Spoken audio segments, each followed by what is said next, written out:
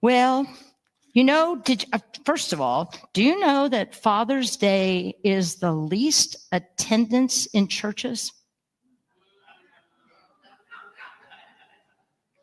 The attendance goes way down no matter what church organization you belong to. Why do you think that is? I love it. Golf, grilling out, picnics. What was that? Sleeping in. Yes. The kids fix breakfast, whatever that is, right? But what I love is that in Unity, we celebrate all father figures. And I think it's important. And we do the same thing on Mother's Day because some of us don't have mother figures in our life. For me, many of you know, my kids were 4 and 18 months when their dad left. And so I became the mother and the father. And I was blessed because my kids gave me a Father's Day card and a Mother's Day card. So I got to celebrate twice in a month, right? But it was so true that so I understand that situation, that it's just the way life is for some of us. And we can stay stuck and be angry at these situations, or we can rise to the occasion and be better for it. Because I know because of that, I became strong by the school of hard knocks, but I learned to be able to be both. So I'm going to tell you about a story about a high school senior. His name is Jordan, and he is struggling under the weight of family turmoil in his house. His father had left years ago. His mom's working 2 jobs to keep their heads afloat. And Jordan felt adrift. He was angry. He was unsure of himself. He was ready to give up, senior in high school. Every morning, he'd arrive to school early just so he could get out of the house. And every morning, he'd see the janitor, Mr. Ray, an older man who had quietly worked there for decades. Mr. Ray never said much, but he always nodded and smiled. And one day he stopped and he said to Jordan, "Are you okay, son?" And Jordan just shrugged. Mr. Ray said to him, "You've got something in you. Don't you let anyone tell you otherwise." They started talking regular from that day on, that rest of his senior year. Mr. Ray never preached. He just listened, told stories, and he would remind Jordan every day, "You matter. You matter." Years later, after Jordan graduated, he became a teacher. And someone asked him who made the biggest difference in his life. He said, "A janitor. A man who wasn't my father, but he fathered my spirit." The story reminds us of fathering is not in the title. It is about showing up. I want to talk to you today about divine qualities of fathering energy. And you fathers out there, I really want you to listen to this about a fathering energy, but I also want to look at each and every one of you because you all, including myself, had and you have a fathering energy within you. I grew up in an independent grocery store butcher. My dad was a butcher and we had a grocery store. My dad was very busy 7 days a week, but we all went to work. At 5 years old, I learned how to stock shelves and sort pop bottles. In those days, you had to sort pop bottles. But my dad didn't have a lot of time for me as a kid. It was pretty much, don't bother me, I'm working. But there was a man who helped my father, and his name, all I knew him was Old John. And he was just there to help my dad if he needed to unload a delivery or whatever, or go on deliveries. But John I was a kid. I wanted to tell him stuff. I wanted to tell him my dreams. And I told him to John, old John, because my dad was busy. I had a father. I had a very good father. But there was a lot of times he wasn't available. John was the fathering energy that I needed in that time of my life. This is an invitation to all of us to recognize that there is a sacred energy of fathering in all of us, wherever it shows up, whether it's dads or grandfathers, moms, teachers, friends, neighbors, janitors, even ourselves. Let's look at the affirmation. I'm bringing this up right now because this is what I want to talk about today. I live in the presence of strength, wisdom, understanding, and love. And for any of you who have been studying unity for any length of time, you'll recognize these as 4 out of the 12 spiritual powers that we innately have. The day you were born, you innately have 12 spiritual powers in you. And today I'm focusing on these 4. And the reason is because I asked myself, what powers are in a father figure? And that's what I came up with. Strength, wisdom, understanding, and love.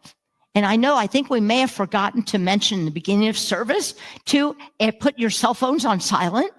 But I like to think of that as God's calling. So I'm not going to cancel that call. If it's God, I'll take it directly. Just bring me the phone. So I'm going to break this down today. But I want you to realize that these are not just qualities of a good father. These are qualities of any spiritual being. So we're going to start with, let's say that together. I live in the presence of strength, wisdom, understanding, and love. Do you live in the presence of strength? I like that. Somebody said yes. Do you live in the presence of wisdom? You might not feel that way right now, but I'm just asking. How about understanding? Oh, wait till I get to that one. You all answered that way too soon. And the spiritual power of love. Oh, yeah. Oh, yeah. We all love, right? Yeah. Yep. That's how come our world is in the shape it's in, right? Woo! We got a lot of work to do. So let's start with spiritual strength. Keep going. Keep going. Everything you need will come to you in the perfect time. You can breathe that in and you can say, I believe that. But what about, right? Is it really? Strength, spiritual power of strength is not this kind of strength, okay? It is not about physical strength. It is about resilience. It's about standing tall in the world, standing up for truth. That takes spiritual strength, doesn't it?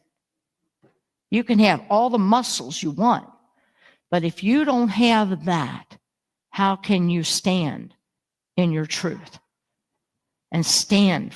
Be resilient. There's a Bible verse that says, be strong. Deuteronomy comes out of Deuteronomy 31:6. Be strong and courageous. Do not be afraid, for God goes with you.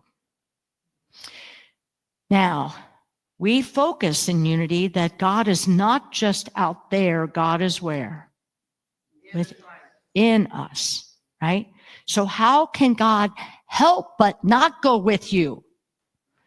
Because God never leaves you.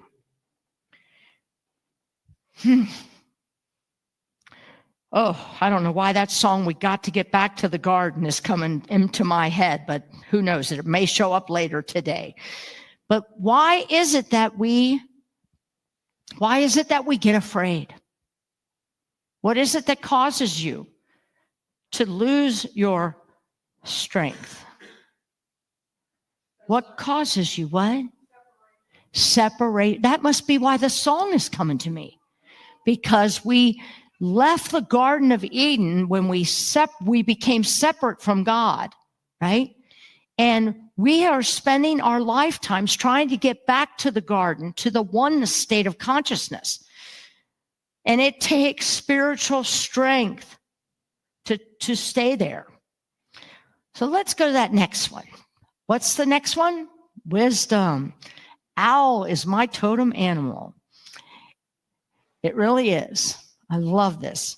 What does it say? Just like the wise old owl, your spirit gains wisdom by sitting, listening, and observing. You did that in meditation for just 5 minutes. You did that. If you go outside today and sit in a lawn chair or a bench or a picnic table or even in your car, I do that quite often. I just pull over on a safe place and I will just sit and just be, because I need to calm myself down. I need to get back into my spiritual strength. I need to tap into my spiritual wisdom. And does that make sense to you? You have the wisdom. How come you have these powers within you? Because you're a perfect child of God. You are a perfect, look at that baby. How can you not see the perfect child of God? Look at this. How can you doubt that you are not that? But you keep forgetting. That little baby has never left in you. The little boy and the little girl is still there screaming out to you. What about me? I love when babies come here because they remind me of the truth of who I am. Perfect, not tainted. That child only knows oneness. That child does not know separation. That child is all about me. And isn't it lovely to just be all about me? It is. Look at mom there. Yes, yes, yes. Unity teaches us that wisdom is a spiritual faculty we cultivate at any age. I'm looking at parents out there, and you watch. These kids some of them are coming in this world with a ton of wisdom already. And I watch my 11-year-old. No, oh God, she's 13 now. Mia, my granddaughter, right? And I watch her as she's experiencing her world and learning wisdom from hurts and learning wisdom from love. Sometimes her greatest wisdom comes from a TikTok where somebody called her something. And she moves back into the wisdom because she knows the truth of who she is. And we don't want our children to forget that. They're perfect just the way you are. Truly. So let's go to understanding that you all said yes to. So I guess I don't really need to go here, right? Because you can look at these slides and I'm sure you do them perfectly, right? Come on. Tell the truth. I don't know if you can read that one that says, okay, never judge someone without knowing their whole story. We believe that's true, right? Yes. Really? Okay, did any of you read the news this morning? Oh, I love it. Did you read it at all this week? Yes. Because that's the biggest hook that's going to take us off of this. Because we don't know their whole story. We don't know why they're behaving the way they are. Okay? I mean, growing up without a family, lost his job, there was a breakup, loss of a close one, no money to live, business bankruptcy, personal bankruptcy. We don't know what people are going through. How's it go? Hurt people hurt people. Because why? Because nobody's showing them compassion. They're saying he is so negative. She's weird, right? We're not going to talk to them. Not that any of you have ever said anything like that in your life, right? No. And what does that say now? By meeting people where they are at and treating them like human beings and not trying to change them, we actually open up the possibility for transformation, not only for them, but transformation for myself when I give spiritual understanding. Jesus modeled this. Mother Teresa, she is a girl? She's fine. Mother Teresa modeled this. The Dalai Lama models this. Do not judge. You never know when you meet a person what's going on. So meet everyone with compassion and understanding, not condemnation. Not condemnation.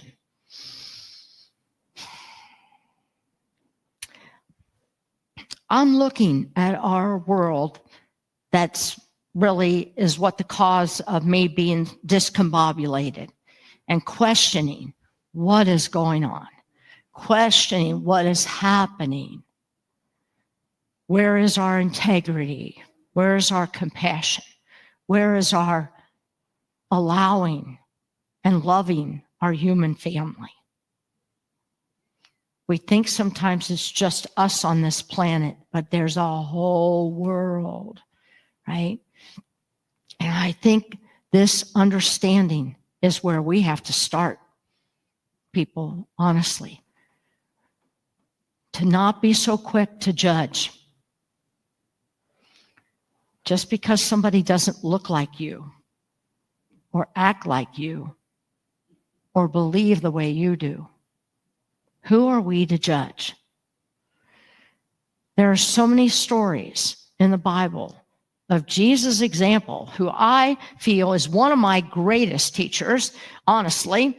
But there are many spiritual teachers and spiritual masters out there, but Jesus is like, there's so many examples of how to do life. And he never, ever condemned them. He may have condemned their action, but he didn't condemn them as a human being. The Samaritan woman is one of the biggest stories that always stands out to me. And everybody told him, how dare you? You shouldn't be speaking to her. She's not of your religion. She's not of your faith, or whatever the actual word was. But it was still, he said, didn't matter. Everyone is my brother and sister. Everyone is part of my family. And that's where we've got to go, because our world is messed up. And how come it's messed up is because we are all judging each other. And love is where it's at. Oh, that's our next one, isn't it? Yes. Spiritual love. The spiritual meaning of love is measured by what it can do. Oh, the spiritual meaning of love is measured by what it can do. Love is meant to heal. Love is meant to renew. Love is meant to bring us closer to God. Love, there's a saying from Life Success Seminar that I heard years ago. Love wasn't put in my heart to stay. Love isn't love until you give it away. Love wasn't put in my heart to stay. Love isn't love until I give it away. Myrtle Fillmore, co-founder of Unity, says, love is the greatest healing, drawing power in the universe. So you all said, oh, love, love, love, love. I heard you in the beginning when I did the affirmation. And you, oh, yeah, love, love, love. It's easy in here. It's easy to say that in our churches. But go out there and somebody cuts you off. I drove a total of 7 hours in traffic yesterday. I mean, they were pockets of an hour and a half here and an hour and a half here and an hour and a half here and another hour and a half here. Am I close to 7? I think I did my math. But anyway, close enough. I can't believe how fast people drive and cut 3-4 lanes over. I'm trying to, and all I do is, the first thing I want to do is, I can't say it in church. But it's true, don't we? Right? I mean, that's our first reaction. And then I'm like, God, please protect them. Please protect them. Oh, then here it comes again. Here comes another driver. Oh, this one is in a Tesla. I don't think they're driving the car. But they've set something there to tell it how fast to go, right? And it is 90 miles an hour. It's got to be 90 down. And I'm like, here's my first reaction. Oh, I hope there's a police officer up there that gets them, stops them. And then I moved again to it. Okay, bless them. Please keep them safe and keep all cars on this road safe today. That's how, honor that you're going to have those emotions. Honor that you're going to have judgments. Honor that you're not going to be so wise sometimes. And honor that sometimes you aren't going to take the time to understand. But it's how long you stay there before you can move back into the spiritual truth of who you are. And these 4 that I'm focusing on today, spiritual what? Strength. Strength. Not this. Strength. Right? Spiritual wisdom. Get quiet. Listen to that inner voice, which is God's voice. Listen. And then the next one is spiritual understanding. Don't be so quick to judge. And just think about maybe, I always like to think when people are zooming down the highway, I think maybe somebody's having a baby in that car. Right? You never know. You don't know. And then spiritual love. Spiritual love. Be good and kind and decent to each other. We are all part of the garden. Everyone. Everyone. Everyone. We all have these Father qualities in us.